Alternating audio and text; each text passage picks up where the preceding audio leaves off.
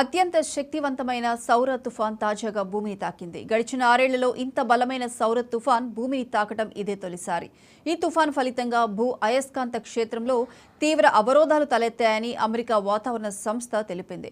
ప్రస్తుతం ఈ సౌర తుఫాన్ చుట్టూ ఉన్న పరిస్థితులు బలహీనపడుతున్నాయని, తుఫాన్ మాత్రం ఒక మోస్తారు స్థాయిలో కొనసాగుతుందని వెల్లడించింది.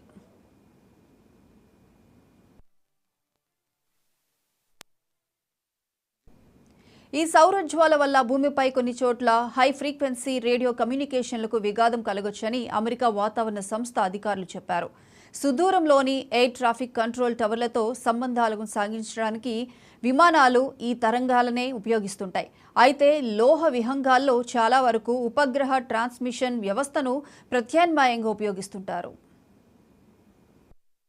ఈ సౌర తుఫాన్ వల్ల శాటిలైట్ సేవల సంస్థలు తమ ఉపగ్రహాల గమనాన్ని నిశితంగా పరిశీలించడం కష్టమయ్యే ప్రమాదం ఉంది. పవర్ గ్రిడ్లకు ఇబ్బందులు కలగవచ్చు.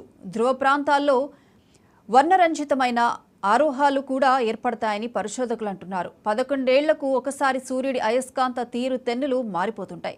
ఈ కాలచక్రానికి అనుగుణంగా సౌర చర్యలు కూడా మార్పులకు లోనవుతుంటాయి. ప్రస్తుతం సౌర చర్యలు గరిష్ట స్థాయిలో కొనసాగుతున్నాయి.